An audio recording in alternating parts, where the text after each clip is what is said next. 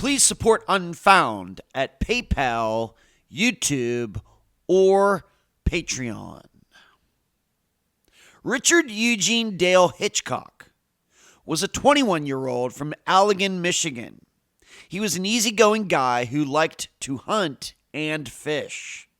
In the early morning of December 22nd, 1990, Richard allegedly ran off, vaulted 2 fences, and jumped into the Kalamazoo River. He was never seen again. I'm Ed Dentzel, and this is Unfound.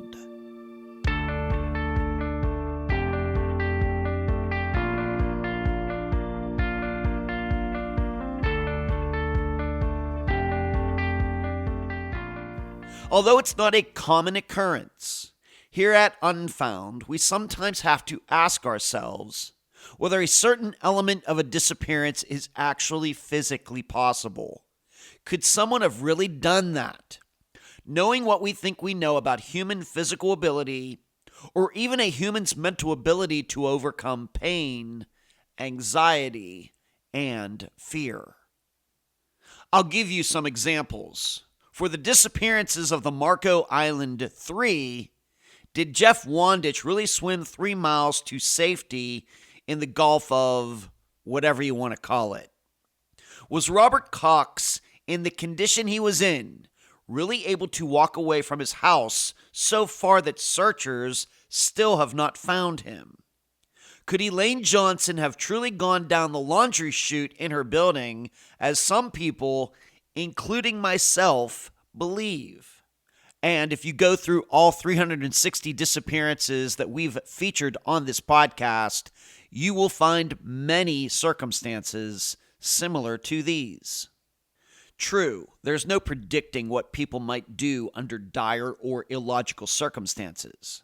But how do we determine when our theorizing and rationalizing has gone too far when calculating what people can do and what they can't do?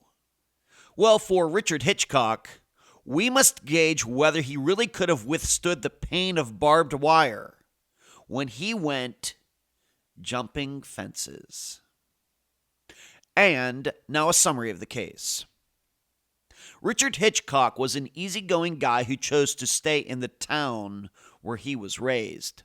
His parents divorced when Richard was young, but that didn't stop him from enjoying his life. Like many in Michigan, Richard loved to hunt and fish, and did so many times with his family and friends. For work, he stayed in his hometown after graduating high school.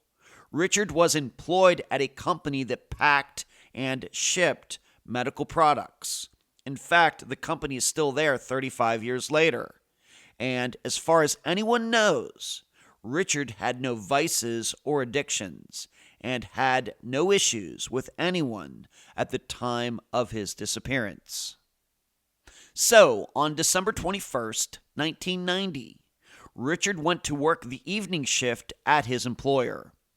After, at possibly 10 or 11 p.m., he walked to the riverfront lounge for a drink. Details are still unclear, but for some reason, Richard was asked to leave the bar after midnight. The story goes that Richard left but then returned, against the owner's wishes. This second time, Richard was escorted out by the bouncer. At this point, allegedly, Richard ran down the street, climbed over a fence into a car lot, climbed over another fence, and went into the Kalamazoo River. A search of the river days later revealed no signs of Richard. He was never seen again. This entire sequence of events has been called into question by investigators to the point that at least one property has been searched that is connected to one of the witnesses to Richard's disappearance. Anytime stories pop up that run counter to the accepted public account of a disappearance, we must consider them, but not be so quick to accept them without proper scrutiny. contemplate how discerning the public should be when considering new disappearance theories, while you also try to answer these 3 questions during the interview. Number 1, are you inclined to believe Richard got kicked out of the Riverfront Lounge that night? Number 2, surely Richard did not vault 2 fences with barbed wire on top, did he? And number 3, should we believe the alternate scenario for Richard's disappearance, where the perpetrators actually got someone else involved in their cover-up? Richard's family is very convinced that he did not go into the river that night. The guests for this episode are Richard's brother Stephen and Richard's cousin Kelly. Unfound News. Yesterday, Dr. T and I did another fantastic show on her YouTube channel. We discussed from disappearance to discovery of the murder of Austin Pivo. We also talked about the Las Vegas veterinarian who is now missing. Next, it's been a while, but I'm having another meeting with 2 of my assistants this coming Tuesday. We'll be talking about the current state of Unfound and where we need to go next. Finally, it seems Unfound has been mentioned in more recent news articles than I realized over the past couple of years, as pointed out recently by my assistant Eric. Hey, it's nice to be recognized. I'm so happy to have on this episode of Unfound the cousin and brother of Richard Hitchcock. Introduce you to Kelly the cousin and Steve, Richard's younger brother. Kelly and Steve, welcome to Unfound. Thank you for having us. You're very welcome. Let's start here, just so we can put everything that we're about to talk about in a little bit of context. We have to remember we're going back 35 years. So how old were both of you when this occurred in December of 1990?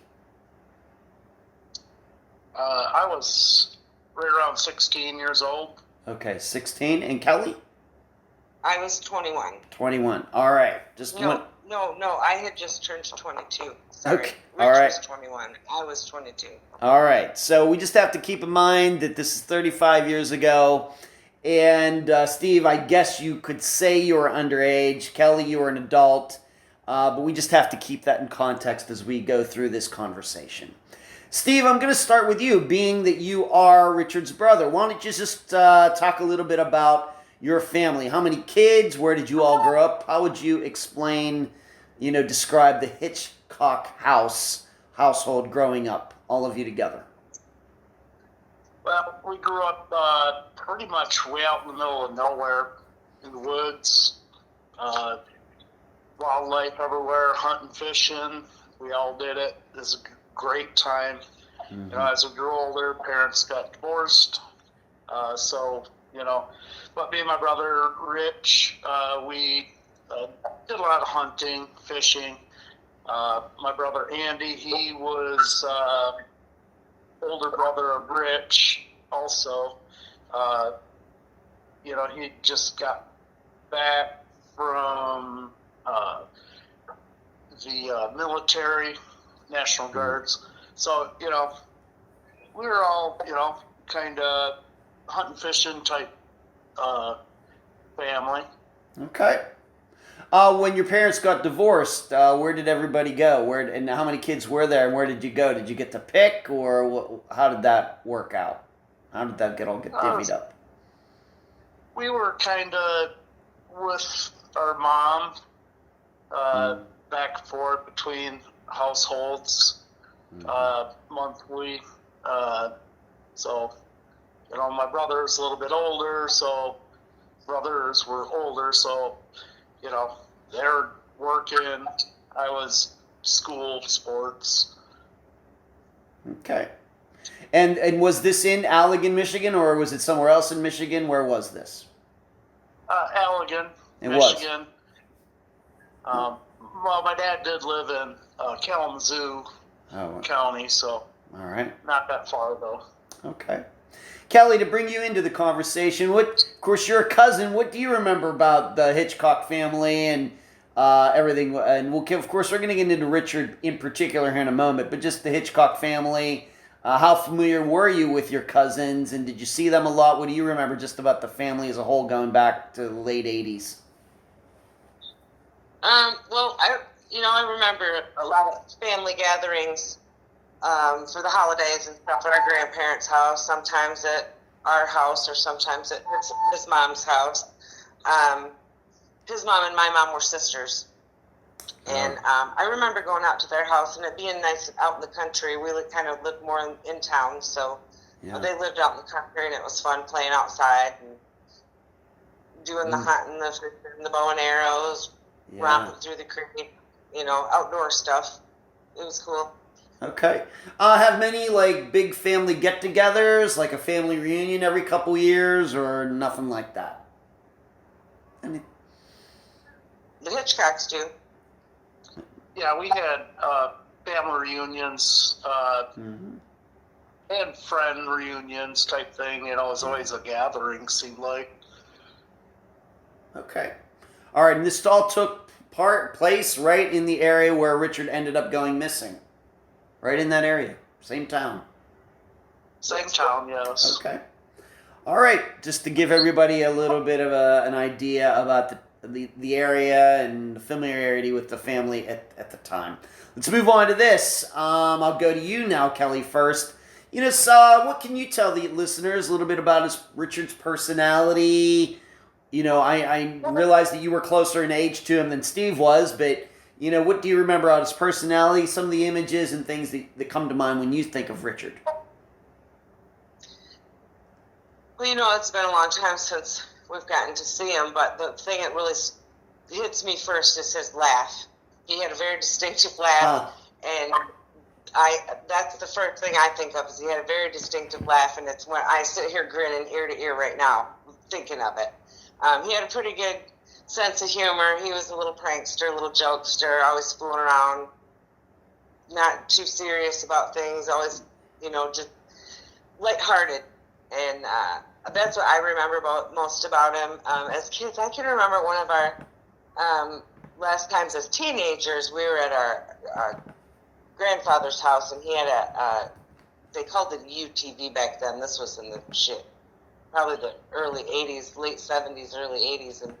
And we would go out running the trails behind it on that thing. Man, did we have a blast. Good times when we were kids, for sure.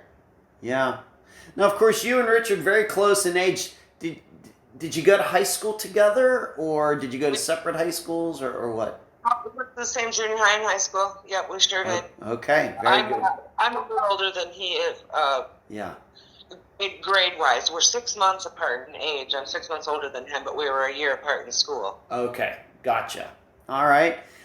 Steve, I think you already mentioned hunting and fishing, but maybe some of you are, to ask you kind of the same question. Things you remember about Richard's personality, being around people, his friends, things like that. What are some of the things that you remember, 35 years later? Well, he was a people person. He liked to be around people, have a good time. He had an old Jeep that he just loved, and he'd love to take it out, sand duning, two-tracking, just being part of nature. Like just bonfires and hanging out, he was a true people person. What kind of, please. I remember one of the last times I actually saw him was the year he went missing. I was with another couple, and we were smelt dipping on Lake Michigan, sitting on the beach, and they were down in the water, and I was sitting up on a log with our blankets and cooler and stuff, and I hear, "Kelly, is that you?" And it's Rich. So we sat there on that log and had a beer. Nothing spectacular about it. It just happens to be my last memory of the two of us, having a few minutes to each other. It was kind of cool. Yeah. Right. Steve, what kind of older brother was he? Did he look out for you? Would you say you two were close? Or what kind of relationship would you say you had with Richard, being 5 years difference? It was You know, I was a little brother. You know, it's like, sometimes it's like, hey, I got you. Yeah. Sometimes it's like, get away. You know, but most of the time, you know, if you needed something, you know, our family was there for each other. But as far as being close, it was that time of age where he was working. I worked when I was in school. So, you know, people kind of drift a little bit. Yeah. Of course. And maybe I should ask you, at the time of his disappearance, were you two living under the same roof, or were you living different places? Yeah, we lived in an apartment building. Mm-hmm. So we had our own rooms, and, you know, we'd all kind of come and go, you know. Okay. Busy schedules. Yeah. Okay. And Kelly, going back to Kelly, Kelly, I think this plays at least a little part in his disappearance, but what about his work? I mean, we're going to find out here shortly that he worked just like a parking lot or so away from the last place he was allegedly seen. Of course, we're going to get a little bit into that, whether that should be believed or not. But what can you say a little bit about his work? He right there, right in his hometown. Yeah, and the area that it is, it's kind of, Steve, would you call it a peninsula kind of there, that area? Down there, the river, sort of, kind of, the river kind of runs around it. There's big horseshoe bends in the town. Yeah. So it creates weird roads for Allegan. And there's a triangle style parking lot that where the business the factory type businesses, where he was working. Yeah, I mean, it's a pretty small area for him to be able to work, have his car in the parking lot, and a bar happened to be right there too. Yeah, right. And what kind of business? What kind of business is this, or was? I think it still exists. What kind of business is this? Paragos is a pharmaceutical company, generic drugs of like ibuprofen, Sudafeds, just over-the-counter meds. Over-the-counter meds, yes. Okay. And what did he do there? Oh man! Do you even know? If you don't know, that's fine. Just wanted that's I did not expect that answer because we hadn't talked about it before. I'm just wondering what he did there. Did he have an interest in going into medicine or something like that, or was this just a job he happened to pick up? Factory job. It was a factory job. You know, I mean, there's a lot of people there. Okay. You know, it's part of the community since way back when. So yeah, it's a packaging company basically. Okay. All right. Thank you. All right. And so he's working there, and it's right in his hometown, so it's all this area is very familiar to him his whole life. What about relationships? Any, there in 1990, can you say anything about, was he dating anybody in any relationships, anything like that? If you know, either of you know. I'm not specifically sure if he was specifically dating anybody, but he had girlfriends throughout the years, you know, but I'm not 100% sure, so okay. I'd like to say yes, but I know that he had one towards the time that he would have been, before he would have been missing, but whether he was still with her or not, I don't really know that at that time, if he was still with her or not. Okay. All right. And we should state for the record, I mean, he was out that night that he went missing, and he was by himself. So if he had a girlfriend or something, she wasn't with him that night. Correct. Okay. Let's just, these are just some general questions, just to get a kind of feel for the year of 1990 regarding Richard specifically. Steve, the way you look back at 1990, how was he doing? Getting later in 1990, have you ever heard anything that anybody was worried about him? How do you think his life was going at that time?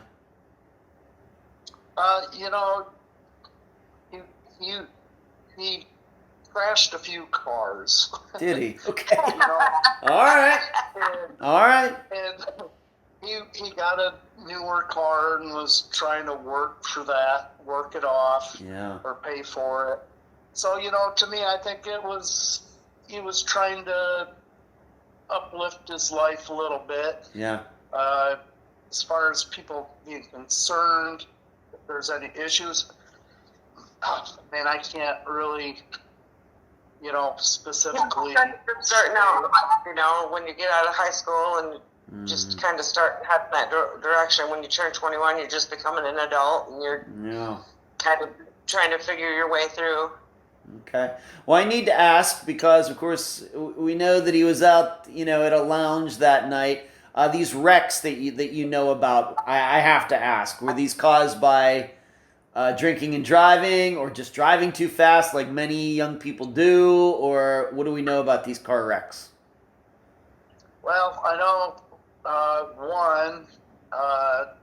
somebody swerved off the road a little bit as he was pulling up the stop sign, hit the car. Okay. Not his fault. Okay. There was no drinking and driving ones. All right, good.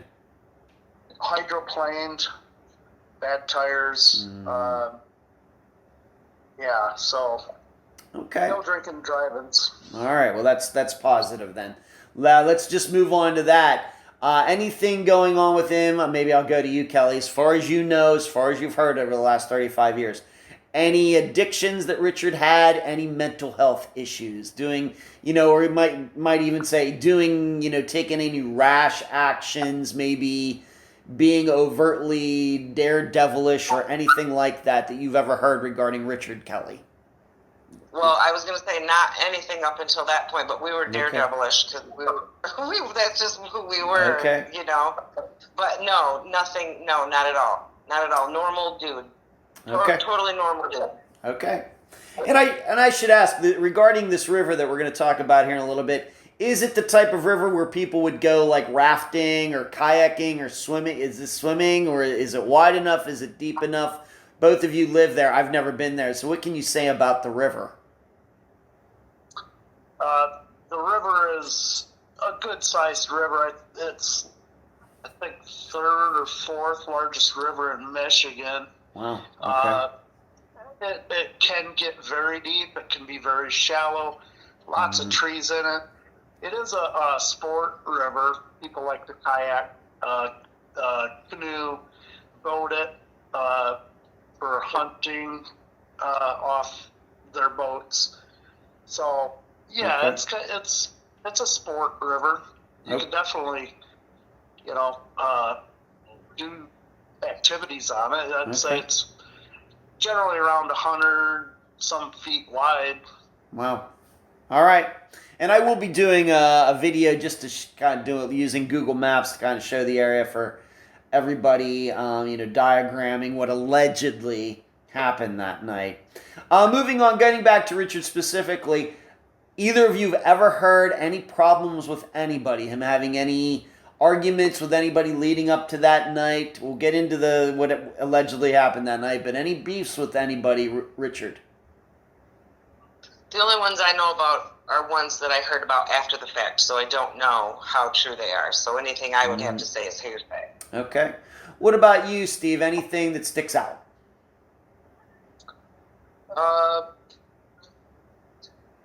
Is like Kelly like said, any beefs, you know, he just maybe had an ongoing problem with somebody, you know. Of course, you know, maybe being open to the idea that that person ran into him that night. Anything along those lines, prior beef over money, over a woman, anything like that? maybe possibly a woman at you know, some sort of time. I don't know the specifics, if, you know, how true it is. That, you know, it's kind of one of the things possibly that I heard. Yeah. But as far as, you know, knowing about it ahead of time, though, you didn't know about any ahead of time. Right. Right. Yeah, Okay. anything that we've heard is stuff we've heard after the fact, things that people just tell us. Okay. All right, let's do this. Let's move up to that day. The day that he went to work, the night that he went to this lounge and allegedly ran off and jumped over these fences. We're going to examine that. But what do we know about the timeline of that day, from him going to work and ending up at this lounge, etc.? Can you put in a little bit of a line for everybody? Either one. So may I interject real quick here? Sure. And Steve, correct me if I'm wrong, but my correct in the fact that he went missing on the 22nd, but we didn't report him because he's an adult. So, it took a couple of days of us figuring out, hey, we're not seeing him, where is he? And he got reported like 3 days later? Yes. Okay. So anything that we have to say about the day he went missing, we can say he went to work and he got out of work and he was at the bar. Okay. And everything else is stuff that just been told. Okay, that's fine. What is the understanding 35 years later, as best as we can tell, about what he did, going to work that day before he went missing? What's the best you can say about that? Your best guess. Well, I do know that, leading up to that Christmas was coming. We were all trying to get Christmas presents gathered up and ready, because I do believe that we're going to have like a small Christmas that week. And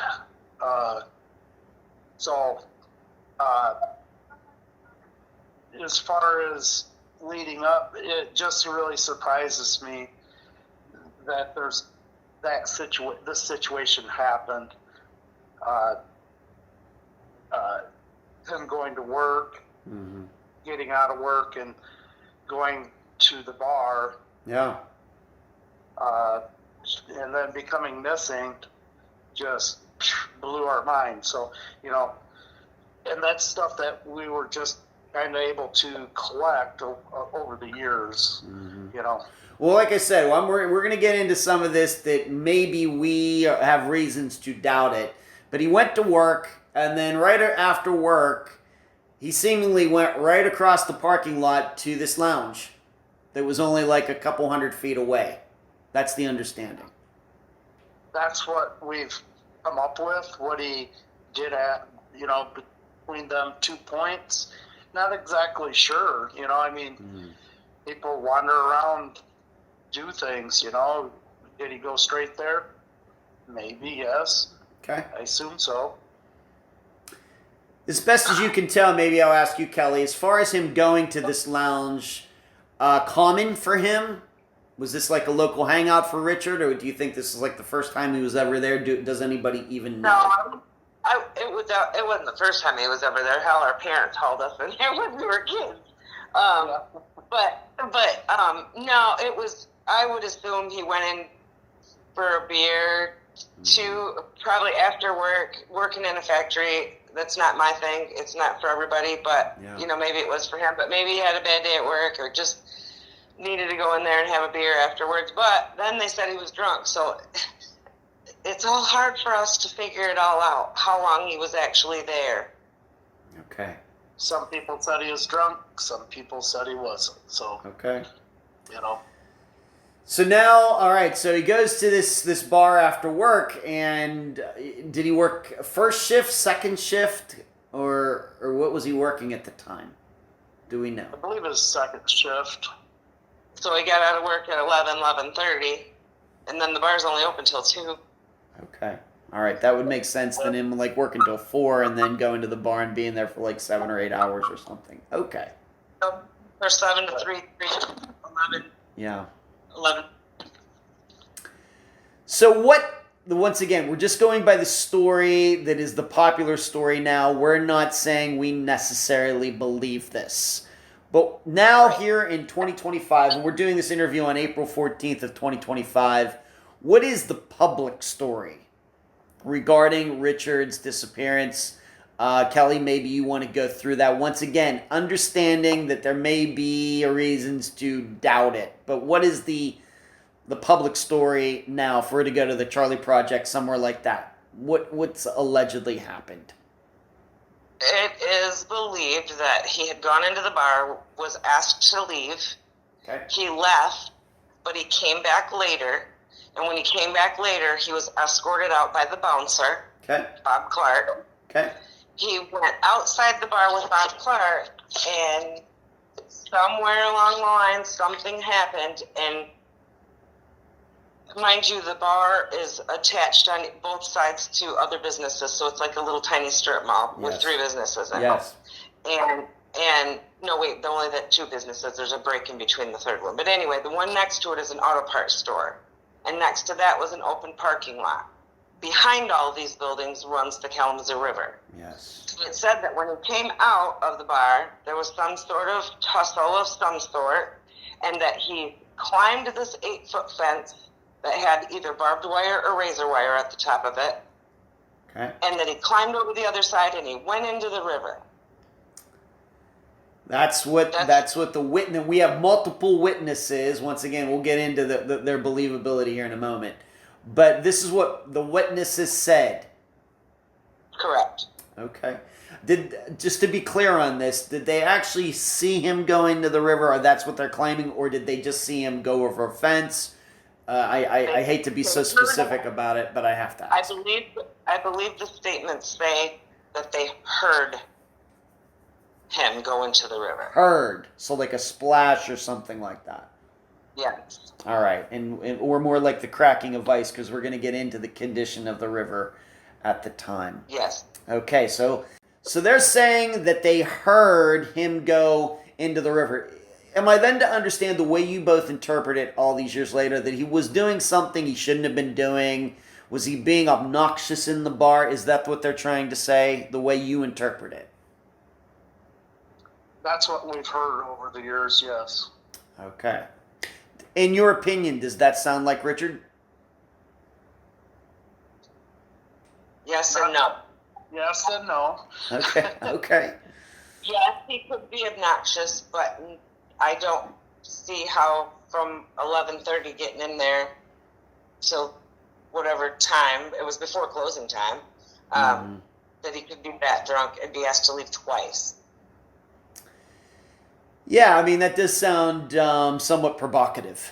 You know, you get escorted out. I think just in general, taking Richard out of this, you're somewhere and somebody gets escorted out. It's like, oh, okay. But then the person comes back, it kind of feels like, well, something's brewing here. That's the way I would, if I were somewhere and that happened, I'd think, well, a problem could be brewing here.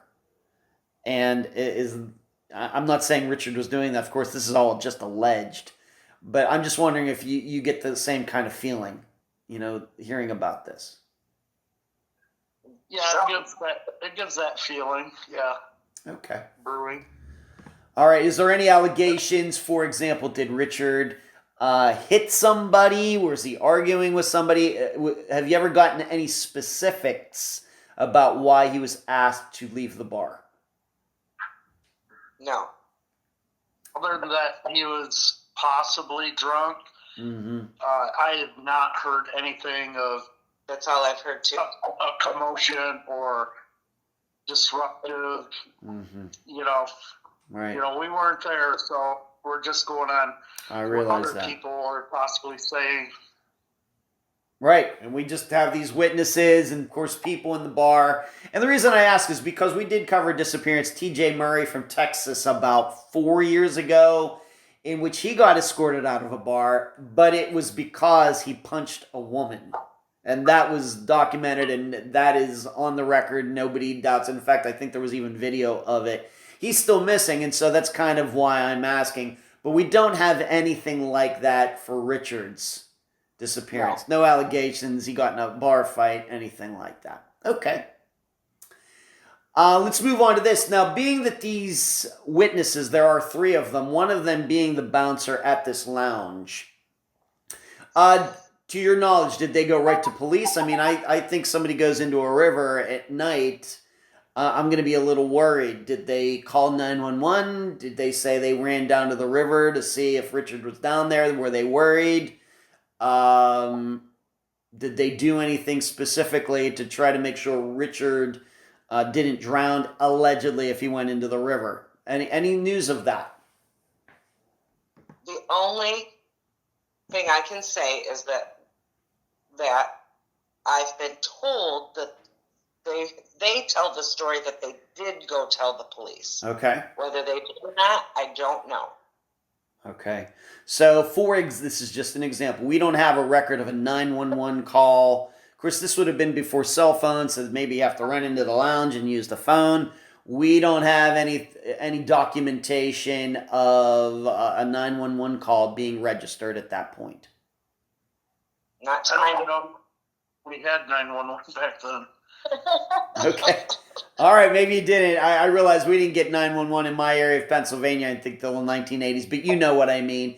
Calling an emergency number and saying, hey, we think somebody just jumped into the river here tonight, and we're really concerned. Anything not like to our, at least not to mine. Not to our knowledge at all, Okay. because it was a few days later that my brother being missing came around to our knowledge. Okay.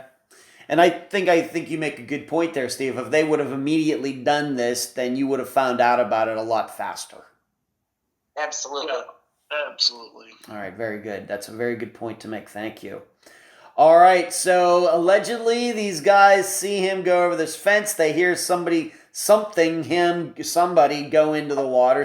They hear something, and seemingly they don't do what most people would do, I think, because not even Richard's family found out for a few days. Steve, so I'll ask you directly, how did you find out that Steve was missing? When was your first inkling as a 16-year-old that your older brother Richard, there's something going on here that was out of the norm? Man, that's going back a long ways. I realize that. I was in disbelief that my brother was missing because he's an outdoors guy and he knows better to go in the water like that. I believe I was at home with my mom and she told me, and she's in shambles. Yeah. So I was in disbelief for a long time. All right, we have to remember it's been 35 years, so you don't really specifically remember like the police coming around or somebody saying or, realizing that Richard was missing, even though being that you were, kind of living with him, he didn't come home that night, but you don't specifically remember that. I don't remember the police coming to our house. My mom and dad dealt with it as far as the questions of where'd you see him, when's the last time, blah, blah, blah. I was just, a kid to the side. Right. Good trying point. to comprehend it. That's a good point. I was at my boyfriend's house with my 2-year-old daughter, and my mom called me and said that Richie was missing, that I needed to get down to the riverfront, that we were going to search the river, and I had to have her repeat it to me because it didn't make sense. I didn't understand what she was telling me, and so I said to her, "You what? My cousin's missing. I gotta go." And I went down and met them. The news crews were there. The police were there. Wow. Many family members were there. And we were standing watching the dive team go down the embankment on the back side. Going to attempt to go into the river to start searching. And I'm guessing this really sticks out because this was right before Christmas in 1990. Yes, it was cold. Yeah, and then they split us up into groups of 3. The group I was with was 3, and they put us in all different areas along the riverbanks throughout town. Yeah. And we went down and just searched and was looking for his clothing. I remember really vividly thinking, I hope we find him. And then I thought, well, no, I don't. Because if we find him, that's not good. So it was a strange, very strange feeling to think I want to find him, but I don't want to find him. Right. And I'm guessing some of these searches, if you say it took a few days for everybody to register this, of course, 3 days from December 22nd is Christmas. Yep. So it's very possible they were doing searches on Christmas Day, maybe? Probably. Wow. I believe so. Could have been the day after. I don't remember. Okay. Now you did say... I don't remember Christmas at all that year, actually. I remember zero about Christmas. Okay. Yeah, that's a tough one.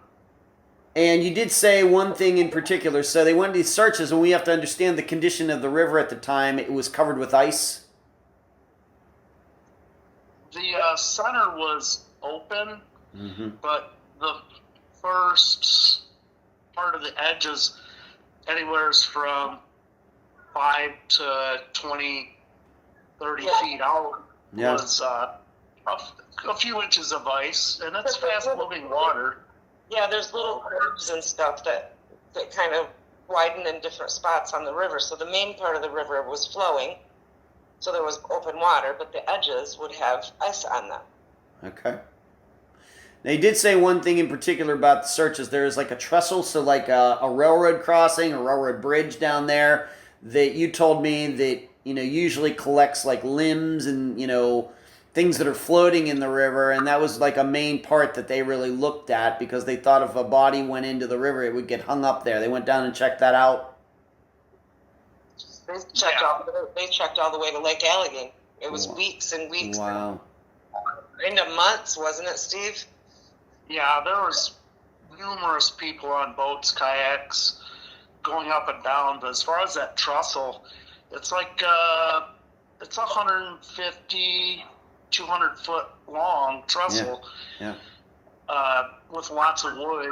If you can picture a railroad trestle with all the wood. Yes. Going down in the water, and so all the trees, debris would just kind of pile up there until it made its way through an area. So that was a place of interest to look. Okay. All right, so let's move on to this. Richard's vehicle, it was found seemingly where he had parked it for work earlier that day. Is that your understanding, Kelly? Yes. Okay.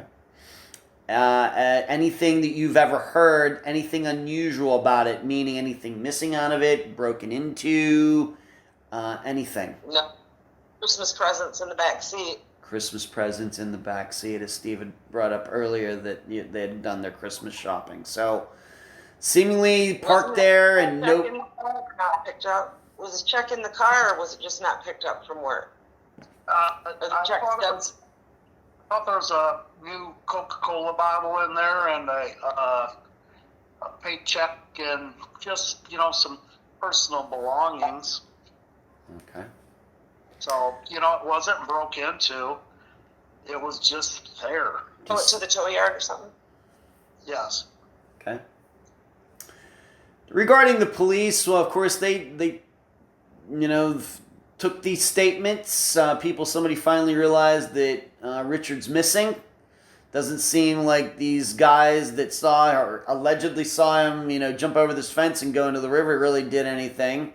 But what kind of work other than the searches, what did the police do? Did the police, interview people at the bar? Did they talk to these three guys? Do we have any specific information about how much interrogating the police did at the time?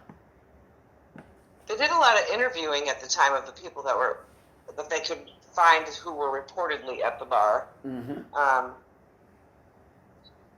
Interrogating, I don't think they did at the beginning because they thought it was they thought he went into the river. So I'm not sure they really started interrogating anybody right away. Okay, gotcha. So because we have their statement, these guys said, yeah, he went into the river. We don't have to tell you. Yeah. Okay. But over time, I think is when they finally got to that point. Okay. But I don't think that was their initial thought that it was foul play. Do you, Steve? I don't think they thought it was foul play at first, no. Okay. They're just trying to trying to put it together. Okay, and we're going to get... Yeah, Possibly happen. didn't really have a lot of extensive experience with homicide. That's what we're going to call it. Okay. So not thinking that initially didn't really help them move in that direction Right. right off the bat. Right, because they're just saying, well, hey, he was out here, ran down the street, went over these fences, went into the water. Yep. That was the story. Yes. Let's move on to this. I'm going to call this the rest of the investigation. We're going to jump into some of these topics a little more in depth now. Let's start here with the fence. You did say there was barbed wire or razor wire on top of it. Did you not? Correct. We did. Yeah, there's barbed wire on top of it, or there was. It's been removed since Yeah, not there now. then. But there's 2 fences to be able to get to that river. Right. Why was it? What was inside this fence? Why did it have barbed wire on it? It was a auto parts store. Okay. They fix cars there also, so Okay. they would park, say, your vehicle in there, and to be safe. Gotcha. And so nobody would get in there, steal your tires, catalytic converters. I don't know if that's a big thing back then, but So people would keep their customers' cars safe. It was a liability thing. Gotcha. Sure. All right. yep. And just so everybody's listening, the reason we're saying that Richard would have had to have jumped over 2 fences to get to the river is because jumping over the first fence would have put him inside the fence line. So he's now in the place where the cars are parked. And so to get out of it, he would have to jump over another fence. That's Drunk. correct. Yeah. And not leave any hair, clothing, blood, skin, nothing. All right, and thank you. That was where I was going next. Having said that, we know that how much that kind of barbed wire. I grew up in the country, living next to farms that have barbed wire. It's tough to go over one of those fences without getting scratched or snagging clothing. And what you're saying is this fence did not show any signs that somebody attempted to jump over it or climb over it. Correct. Yeah, no, it didn't. Okay. Let me ask you once again. I know we've talked about Richard and drinking and things, but as best as you can tell, what kind of if he was drunk? We're not saying he was. That's just alleged. What kind of drunk was he? Was he mean? Was he happy? Did he get sleepy? Does anybody know? I think he'd be more of an adventurer type person. Okay. Maybe like to, be a little, have, a little fun. Okay. And he was a Budweiser drinker, so it wasn't like he that I know of, that he drank hard liquor. All right. Okay. He So liked his Budweiser, and he'd like to have a shot of Bacardi now and then, 151. okay. Now, we've already talked about the river. We said there was ice on it, and to your knowledge, the way you understand the searches that were done, no signs that somebody had come in. As you said earlier, Steve, there's ice up against the banks of the river, and the way you understand it is they did not see any place where somebody tried to go into the river where ice would be missing, correct? Like around that area where the fence is. Yeah, that's correct. I mean, right behind the fence, it was pretty steep. If I was observing, to see where something was or went in, you look at that ice that's broke. But as far as I've heard and been told, that there's no ice that was broke. Divers broke the ice. The divers broke the ice. Okay. And then think what we're... Yeah, and I think what we're also saying is it being that the middle of the river was not covered in ice, it would mean the ice that was near the banks really wasn't that thick, meaning if an adult male walked out on it, it probably would crack, probably would give way. Oh, right away it would have. Right away. Oh, yeah. Okay, being that it wasn't completely covered with ice. That's something everybody really needs to understand. You think about ice. Well, he could have walked out on the river. Probably not. Okay. No. Let's get to these. Very difficult. Yeah, I agree. It would have been very difficult. When you got, even when you got to the edge of where the ice was to the flowing water, that ice would have broke. It would have not have stayed solid. Right. There's no way. I agree Because with the you. water under it's moving. I agree with you. Now let's get to these witnesses. Who are they? Of course, one of them is the bouncer for the lounge, but who are these three guys? It happened to be three guys there who now, at least these days, are accepted as having seen this happen. Who are they? Good old boys from town. Not well. I say that lately. Brian Bender and Richard Green. Okay. All right, and you say, what is the bouncer's name again, please? Bob Clark. Okay. So these three guys, I guess, the one's the bouncer. Are we clear on the other two? The two just happened to show up at that time, or the right time, or what? Not clear on that. Not clear on that. Okay. We don't know if they were there all of that time or happened to show up or Part of that time we don't know where if it it was. Okay. Just that they were the three that gave the initial statements that night. That was the initial statements. They are the ones who, if anybody looks up Richard's disappearance now, the way it has been, the narrative on it has been, of course, we've already talked about. He goes down the street, goes over this fence, and goes over another fence, goes into the river. That story comes from these three guys. Did Richard know any of these guys personally, friends with them, any connection to them? I realize it's a small town, but would Richard have known these guys just being around town? What do you think, Kelly? Yeah. They all were acquaintances. But three of the four were hunter. Well, actually, maybe even Bob is too. They were hunter, fishermen, outdoorsy. They didn't live too incredibly far from each other. They weren't on the opposite sides of the county from each other. But I wouldn't say they hung out or partied together or anything like that. Okay. Any chance that Richard might have gone to high school with one of these guys, or maybe had a job where they worked together, played sports together, anything like that? I'm not sure what age is, but may have. Brian is close to our age. Mm-hmm. Rich is 3 years older than me, so he'd be 4 years older than Richie. And Bob Clark is older. Okay. All right. So he would have went to school with Brian, yes. Okay. But, so it's not an Allegan, there's nothing like Richard showed up at this lounge to meet up with them. Nothing like that. Not that we know of. Okay. Oh. Just in general, the way, of course, you're from there, I'm not. Of course, most of the listeners are not. Just in general, what would you say the reputations of these three guys were? Rough. Rough. Rough? May have dabbled in drugs. Okay. Tough. Country boys. Okay. All right, and we have to remember one of them is a bouncer, so that usually does require a guy of a certain type. Maybe. Yep.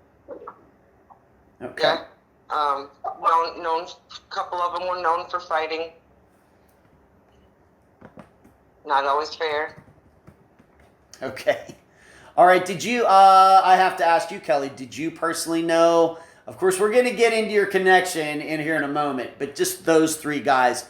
Did you personally know them growing up as a teenager or not? Yes. You did. Okay. What was your personal impression of them even before this happened? Exactly how I described them. Okay. Rough. Rough. Rough. Tough. Yes. Okay. Country boys. Yep. Okay. And you don't think, as we've already talked about, these were guys that Richard usually hung out with, at least not to your two's knowledge? No. Okay. Well, let's talk about, so these guys have this story, but as I've stated to Kelly and Steve already, and some messenger back and forths, what are the odds that the three witnesses that would see Richard run off would be three shady guys who might have had at least an occasional run-in with the law? Why could we not get, three members of the Chamber of Commerce or something like that? We couldn't, luck out with that. Instead, we have these three guys, and they just have local reputations.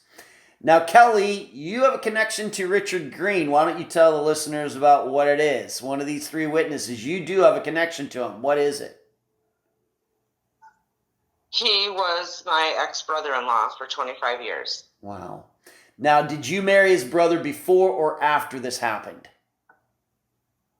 After. After. Were you aware of that when you met your future husband, Richard's brother? Were you aware at that time that his brother, your future brother-in-law, was a witness to Richard's disappearance? Were you aware of that? I knew that he was a witness, but we hadn't gotten really...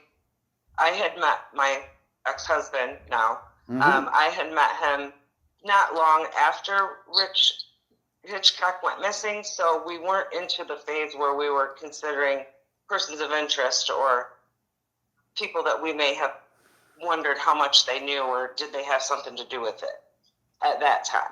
Okay. And what year did you marry Richard's brother? We got together in 92. All right, so a The couple beginning years of 92. couple years after this. Yes. Okay. And I have to ask, how many times while you were married did the topic of Richard's disappearance come up with your husband, if you can say? With my ex-husband, the conversation came up a lot. Okay. He supported my efforts in trying to find answers to Richie's disappearance. And I think that he thought that and I will to be clear, it's actually his stepbrother, but Okay. they are cousins by blood. Okay. But I think that he believed his brother knew something at the least. All right. So your impression of your ex-husband when you two talked about it, once again, this is just your opinion, that your ex-husband, when it would come up, your ex-husband's idea was that probably Richard Green, one of these witnesses, knew more than he was saying about Richard's disappearance. He thought it was a possibility. I believe that. Possibility. So he was not 100% firm on, oh yeah, Richard's telling the truth. Richard Green is telling the truth, that Richard Hitchcock actually ran off. Your ex-husband thought, you know what, I'm open to the idea that that's not totally what happened. He never stood a firm ground that his brother was innocent. Okay, very good. I'll just leave it at that. That's good enough. Now, you do have a story if you want to talk about it. Of course, this is very personal to you, Kelly, but we did talk about it, so I'm going to ask if you don't want to talk about it, you don't have to. You do have this story about a box that once you got divorced that had things that you were collecting on Richard's disappearance that seemingly the contents went missing, I guess, but the box didn't. What can you say about that? There was a search early on when I first started finding out what I could do as a citizen to look into Richie's disappearance. And there was a search that I did and I don't really know if I want to say what it was or not, but there was, I'm going to say it. Steve, you think I'm good to say it? All right. So we found on a property that was associated with Rich Green a pair of, two pieces of wire that were hooked together like handcuffs. Huh. and they were located 4 feet below a stump that had been uprighted. Wow. Okay. And there was a couple other items. There was part of a food grade barrel. There was a piece of black fabric, and there was a hostess wrapper. And all these items were found beneath the ground in a very odd place. Nothing else, just those items. And I had them in a box, and they were hidden in our garage. And when I separated from my ex-husband, I had to go back a few days later with a police officer and my daughter, and I had 5 items on a list of things that I had forgotten to take when I left that I just didn't manage to take with me because I'd been with him for, we'd been in that house for over 20 years. So yeah. I had these 5 items, and that box was one of those items. I got the box, I got the other items, we loaded them in my car, my daughter and I went to my apartment, and when I opened the box was empty. If anyone had come across the box was hidden in my garage. And so if anyone had come across that box and opened it, they would have never thought, they'd have thought we had some yard waste and threw it in there. It was dirty stuff. No one would have thought anything of it. So the only person that knew it was there besides me was my ex-husband. So when those things came up missing, then I said to myself, oh, he does think a little bit more than it's a possibility that his brother may have done something. All right, that's what came to mind. That's what entered your mind when you saw that. Yeah. Okay. Did you ever ask him about it? Yep, told me he didn't know anything about it. Okay. Now, how did you come across these items at this backyard dig that we're going to talk about? Is that how you came across these items, this backyard dig that we're about to talk about? Correct. Okay. All right, so we'll get to that in a moment. All right, so you had this box. There was a dig that listeners were going to talk about in a moment. You thought that these things were significant.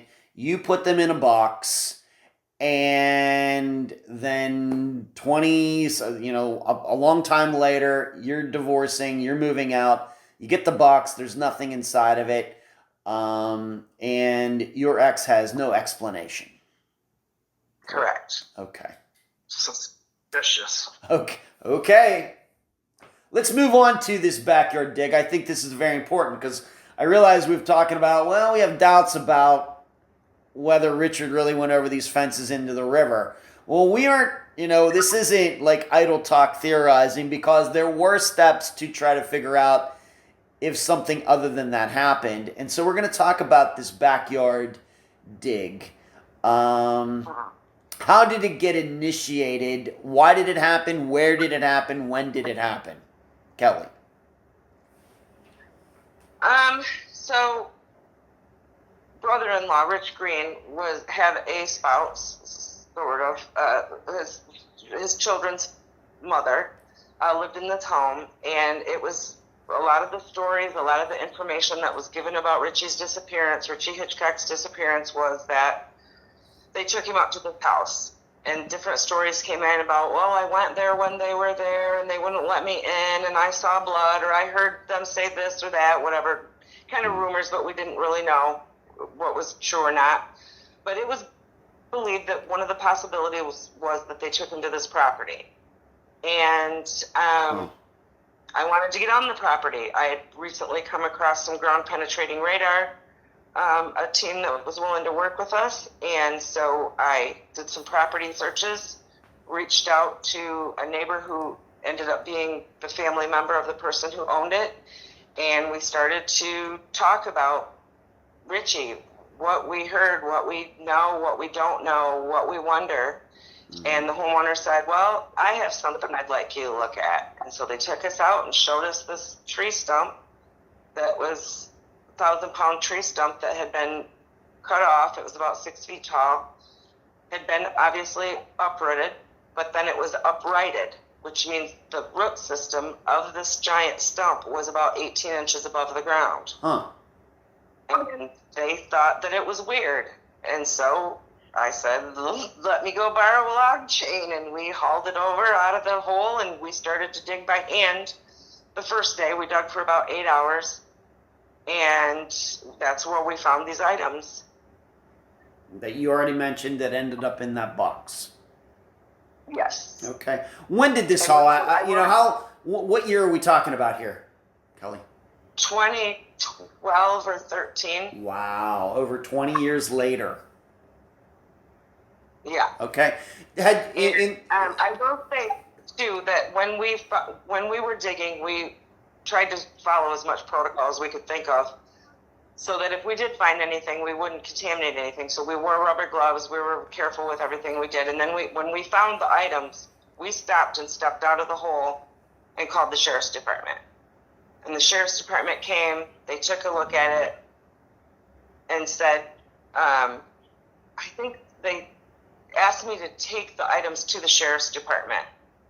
And so I took them like the next day, because it was on a weekend. And so like the next day I took them down to the sheriff's department. And a couple of weeks later they called me back to come get them, because they said that the prosecutor couldn't send them in to be tested because they couldn't legally tie them to Richie's case. Mm-hmm.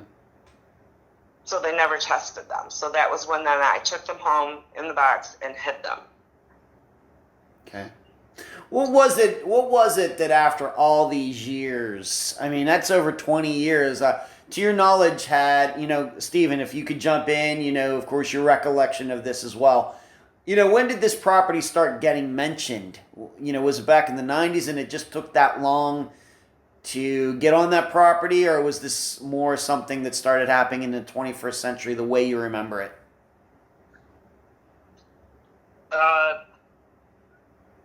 Getting onto that property,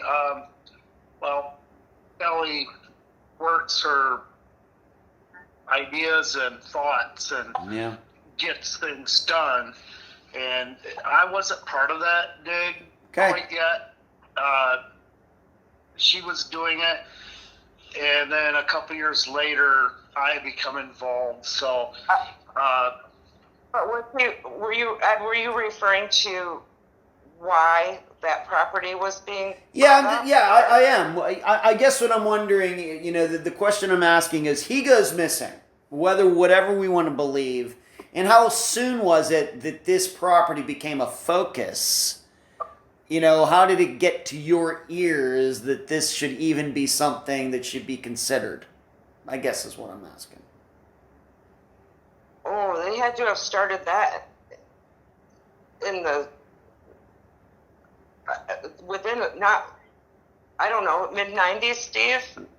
Yeah, mid-90s, I'd say. Early. It got earlier, shortly after. Okay. I know that in 2010 they went back in with the cold case team, so they had been there before 2010. Yeah. But I think that they thought about that property because that's where Rich hung his head a lot. That was where the mother of his children were. Although one of them wasn't even born yet, and one of them was a very small child at the time. Okay. So Richard Green. Yeah. Please continue, Steve. I'm sorry. Please continue. No, it's fine. I think the suspicion of my brother possibly being on that property was a few years after he came up missing. Mm-hmm. I do remember that because I did some delivery pizza stuff, and I had to deliver pizza there, and I didn't want to, just because the rumors, and I didn't feel safe. I didn't know if that was to lead me there, and like, hey, this is the brother. They're, right. They're, are they snooping, or what's going on? So I do remember that. I recall that very vividly. Right, of course. Steve, I would feel the same way. I totally get all of that. Of course. And so what we're saying is the woman who lived on that property was connected to Richard Green and even had children with him. Correct. Wow. Okay. And then once she left the property for whatever reason, the next person who lived there, or the property owner or something, that is how you eventually got permission to go onto that property. One more owner after that. The people that bought it from her only owned it for about 4 to 6 years, and it was actually a gal I graduated high school with. Okay. And then this family who owns it now and ironically, they actually owned it for about 100 years before that. It was just this temporary thing in between the time she owned it, between the time then my girlfriend owned it, and then it went back into the family of the original owners. Gotcha. Okay. So you took out ground-penetrating radar, and you went out there and obviously found some things, but you also found some things, I guess, the radar was telling you some things, and unfortunately it didn't lead to anything, but it led you to believe maybe at some point something might have been there. Yes. As far as inside or outside the house? The bathroom. Yeah. Yeah. I had remembered in the early days of me becoming an adult and hanging out there, it was the house was kind of known for after bar parties and stuff, and so we had been out there, and there was a time when they had the bathroom blocked off, and I couldn't really remember when it was, but I knew it was around that time. And the police we knew had gone in years later, and mind you, this is years later, Okay. The police that we knew had gone in and done their own searching within the home. And so then I'm like, wait, I remember the bathroom being blocked off at some point. And so we kind of went in with the radar and checked everything once this new old homeowner were allowing us in. They're like, do whatever you want. But we radared everything inside and out. And that was when we found something underneath the bathroom floor. It was some sort of anomaly with the dirt, the compaction, mixed dirt, because the radar can sense that. Right. So we're pointed to that to open up the floor, which we did big time.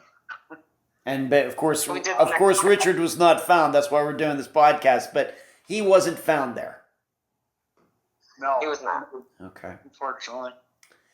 Now, have either of you ever spoken one-on-one to this woman who did live there at the time of the disappearance? We know her name. I don't know if we want to get into her name. But did you speak to her one-on-one, and what did she have to say about this? I did not. Did not. I had not. No other. Steered clear. Okay. Kelly, did you have an opportunity to, Kelly, or you passed on it, or the police said, I don't think that's a good idea? Because, Kelly, I've gotten to know you pretty well. You're very curious. You take these things very seriously. You're a go-getter. You're not afraid of anybody. I get that all from your personality and everything. So is there any particular reason that you didn't run into this woman and just ask her what was going on? No.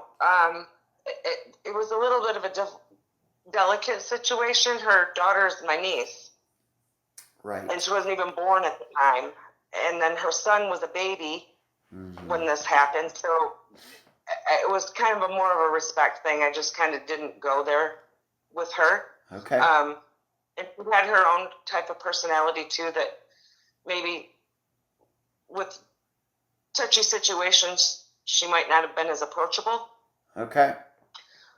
But there were things that were said by her to other people that also then kept our curiosity with that property. So. Okay. And is she, your opinion, type of the woman that might have gotten mixed up in something like this, like after the fact?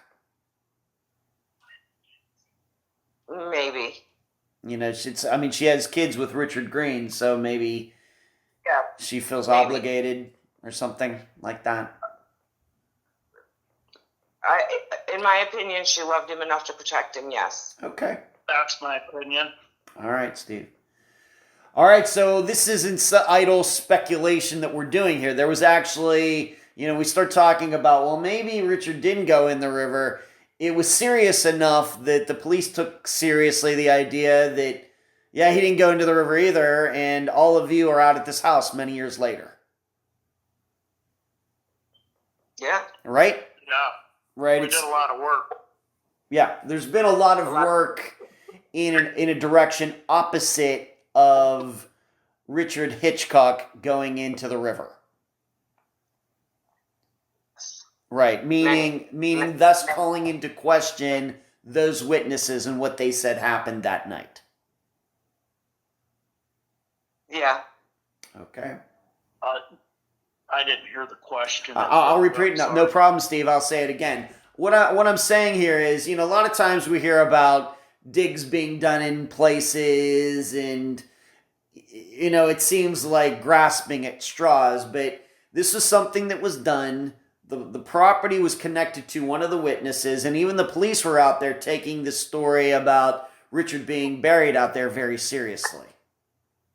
Oh yes, absolutely they were. Okay. All right, because once again, sometimes the families are just doing this on their own, and the police are sitting back thinking, "Yeah, this is going nowhere." But in this situation, the police were very engaged in this. Yes. Okay. Yep. Okay. What is the status of these 4 people? We have this woman, and then we have the 3 guys that we've already mentioned. What is the status of them here in 2025? Are they all still alive, or some of them deceased? What can we say about these 4 now? Brian and Bob are the only 2 still alive. Wow. So the woman is dead, and one of the guys is dead. Yes, Richard Green is dead. Richard Green, your ex-brother-in-law is deceased. Correct. Okay. Wasn't there another one that possibly? Andrew Grauman. No. She's deceased. He just passed 2 weeks ago. I haven't heard. Are you kidding me? Jeff Green passed away a couple weeks ago, yes. I did not know that. And who is this? He possibly could have had some connection with disappearance. Not sure. His daughter was one of Richie Hitchcock's ex-girlfriends. Possibly. Wow. Well, it's been 35 years. Nobody lives forever. So Right. maybe I'm not surprised then, really that a couple of these people have died, especially if they lived hard lives like it sounds like they did. Okay. For both of you, where does the investigation sit right now here in 2025? Where does it sit? It sits probably on a police officer's desk. Mm-hmm. We'll get back to it. But as far as the family goes, we're always open to anybody's thoughts on going and taking a look, listening to them, what they got to say. Yeah, I mean, we did. I can't elaborate on this, but we recently got a tip the last week or 2. Wow. Okay. Yeah. So as long as and that's in the defense of law enforcement, that's kind of where they are. They're 35 years in. They have followed as many leads as they've gotten. Mm-hmm. If they're not getting any, they're going out and trying to investigate. It's kind of hard. Where do you go? Right. I know that Brian has said, "Don't contact me again." It's my understanding Bob said the same. So, they can't only do what they can do. So we're in the same boat. We do what we can with whatever information we do get. Right. Try to figure it out from there. But as long as, we get information, we're going to try to look into it as best we can. Let me ask you this regarding this dig that, of course, was done, and we got these items that are now gone, but of course, Richard was not found on this property. Of course, don't want you to say anything you can't really say, but any allegations of where he might have been taken if he was removed from there? Any other spot that maybe you can't get to right now because of ownership, or is that a mystery, or are you looking at some other places even now that could be searched? Can you say? There's a list. There's a list of places. A couple of them we do need to revisit. A couple of them we haven't been to yet. Okay. The ones that we haven't been to yet, they're ones where we could use more corroboration to get to those spots. Yeah, we hear a story, but if we don't hear it multiple times, is it something that we really need to go to when we have other spots that we need to still revisit? We do have a couple of places where property owners have decided for some reason they don't want us on their property, which is odd to me. Why wouldn't you want us to clear your property and get it off the list so it's out of your life? I don't understand that part, but we have a list. Okay. We have been fortunate enough, though, that we've had a handful of property owners that we've did extensive radar underneath house trailers inside their barn, dug their barn up, looked, because of the cadaver dogs hitting on possibly a scent. We've did swamps. We've fields of blueberries. Wow. Or next to blueberries. Anyways, but numerous, we try to take all these leads and do something with them. Unfortunately, we can't get everybody on our side to look into it. Okay. All right, so we have leads, we have ideas, place to search other than this house. And of course, that search was done over 10 years ago. If we believe that Richard was there at one point and got taken somewhere else. Yeah, Bob Clark's property has been a place of interest. He's allowed minimal searching there, but I feel like we're not done there for sure. We absolutely would love to go back, and it's from what I understand, he's always interested in clearing his name, and we're always open to coming back if he would have us. But from what I understand, that's not something he wishes to have happen anymore, which is okay. Okay. It doesn't move you off the list anywhere in my book. But it doesn't. That's true. We've had other places that we have successfully been able to say, no, this isn't it. But, well, you got to also think that we've raised a lot of money for a reward, and people come out of the woodwork. They do. To try to come up with a scenario or whatever the hearsay that they have heard over the years to get the reward. That's right. But we can debunk things within a day or two. Yeah. We've been able to do that. Yeah, good. Good. Let's move on to this. I'll start with you, Steve. How tough have the last not quite 35 years been, not having your older brother around? Oh, man. You made me choke up. Take your time. It's been... I was 16. I can't say it's been the biggest struggle of my life because it's been most of my life. Yeah. Anywhere from being just out angry and wanting revenge of some sort to just shutting yourself out of everything, having self-pity parties. Yeah. It's tough. Bad. Good family. I got an amazing wife. Mm-hmm. He does too. Okay. All right. Support. And maybe you can speak for maybe the rest of your family too, Steve. Your mother and father. Are they still alive, or did they pass, not knowing what happened to Richard? My dad passed away 2011, late 2011, early 2012. He Okay. didn't know. My mom passed away a few years ago. She was pretty sick, and she give it to God to be at peace with, and so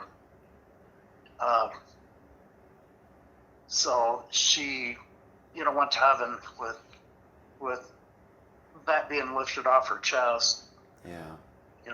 being in the hands of God. Okay.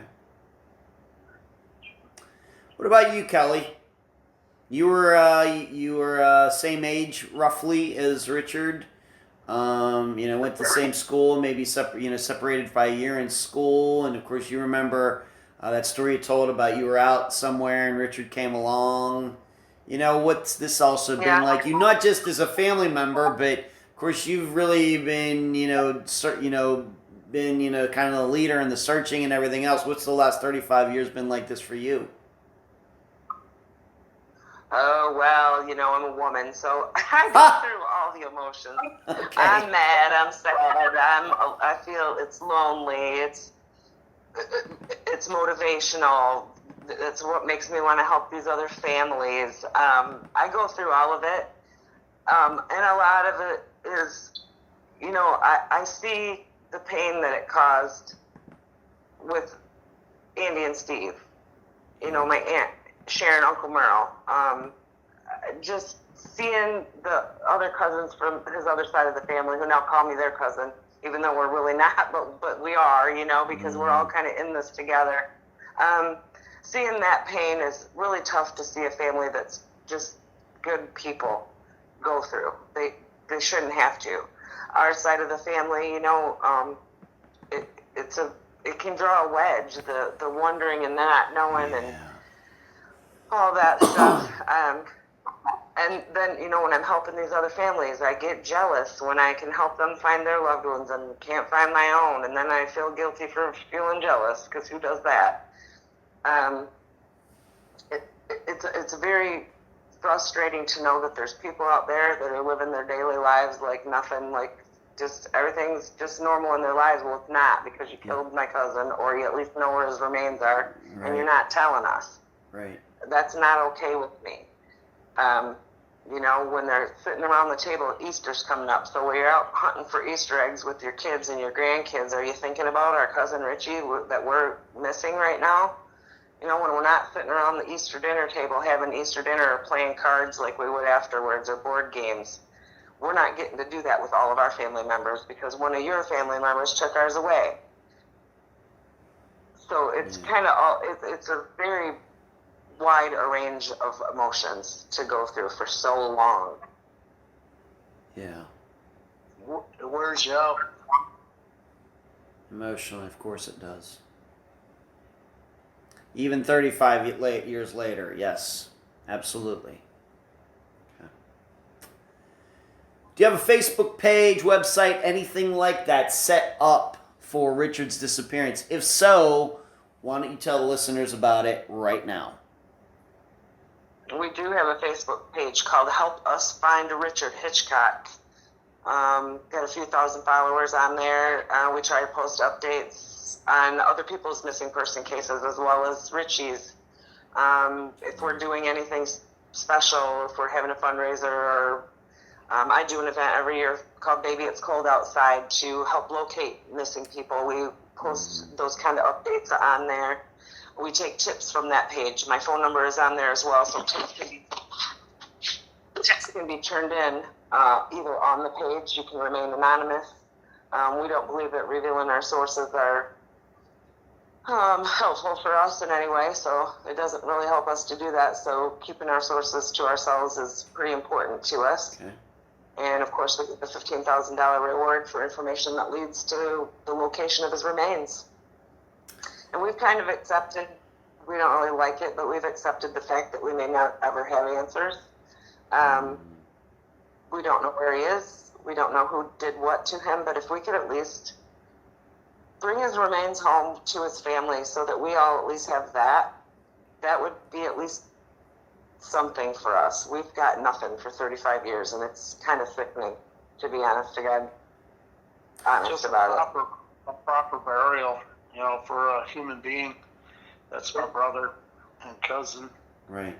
Yeah. Billy. Why don't you say the Facebook page one more time? Help us find Richard Hitchcock on Facebook. Okay, very good. Steve, any final words before we complete this interview? I just want to thank you for taking time to look into my brother's disappearance and talk about it. It means a lot. It's helped me come out of my thick skin of being able to talk about it publicly. So it's very emotional, and appreciate it. You're welcome, Steve. And I don't ever want you to feel like that's unusual. A lot of people have a lot of difficulty talking about this topic, and you should know, on my experience, it's much harder for guys to talk about it than women. Most of the guests I have on my podcast are women, mothers, sisters. It's hard getting fathers and brothers of missing people to come on. It's just one of those guy things. So, Steve, never feel bad about that. Okay, it's very natural, and I appreciate you, maybe getting over those fears and emotions and things to come out here and talk like you have this evening. I think you did a great job. Kelly, any final words from you? No, just that, we don't know what happened, but we'd like to at least know where Richie is. That's our goal right now, is just to bring him home so that we know where he is and we can figure out a way to navigate the rest of this life, at least knowing that part. The wondering is a rough way to go. Yeah, the wondering. Not knowing is the toughest. Everybody says it. It's true. And I have to believe it's true. The not knowing. Yeah. It is. Okay. Very rough. Well, Kelly and Steve, I appreciate you both appearing on this episode of Unfound. Appreciate you having us. Thank you. Thank you very much. You're welcome. And that was my April 14th, 2025 interview with Richard Hitchcock's brother Stephen and Richard's cousin Kelly. I thank them both for joining me and all of you on this episode. I made an accompanying video to go over the lounge's location and its proximity to the river. I also show you the parking lot that was once surrounded by the fence. Please check it out on Unfound's YouTube channel. Although this did not come up in the interview, Richard's disappearance is one I've been wanting to feature for a long time, well before I ever started Unfound. Why is that? Well, as it turns out, now that I know Richard's case really well, I was interested in it for all the right reasons. Mainly, there was something that didn't seem right to me about the circumstances. So Richard went into the water. Okay, well, did the witnesses just stand there and watch him do that? Then why wasn't Richard found immediately? Why aren't there stories of the witnesses running to the water's edge and chasing him downstream? Well, what were the reasons he went into the water when there was no history of alcoholism or addiction or mental illness? And now I know my spidey sense about this case was correct. Hey, sometimes you just develop a nose for this stuff. But in that everyone who cares about Richard, and the police too, seem to have doubts about the accepted series of events that occurred on December 22nd, 1990. What I'm saying here is what I saw as a problem before I got to know this disappearance well is the same problem the in-the-know people saw way back then. And that is the reaction of the three witnesses who say they saw Richard run off and eventually go into the river. But for some reason, Richard's family didn't find out about that story for several days. What this essentially means is those three witnesses, as I stated in the interview, seemingly didn't immediately alert the authorities as to what they just witnessed. If so, would not Richard's family have known about this later in the day? meaning the long time in which it took Richard's family to find out the going into the river story is actually what brings the entire story into doubt. In fact, the perception 35 years later is that not until Richard's family started wondering where Richard was did the lounge story come to light. And the story did not come to light because the three men were vocal about what they allegedly witnessed.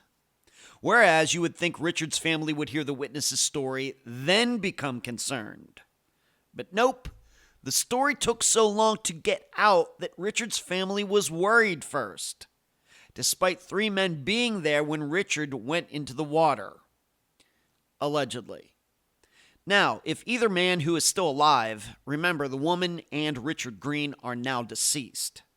But if the other witnesses want to contact me and give me their side of the story in more detail, especially what they did right after they saw/heard Richard go into the river, and why it took so long for Richard's family to find that out, I'm always ready to talk. I can be reached at unfoundpodcast@gmail.com. In the meantime, it feels like we'll all be jumping over our own barbed wire fences to find out what happened to Richard. If you'd like to hear and read more of my in-depth analysis into the disappearance of Richard Hitchcock, please go to patreon.com/unfoundpodcast. Sign up and partake in the Unfound blog. Until then, I leave the public theorizing up to you. And that's the program. I'm Ed Dentzel, and you've been listening to Unfound.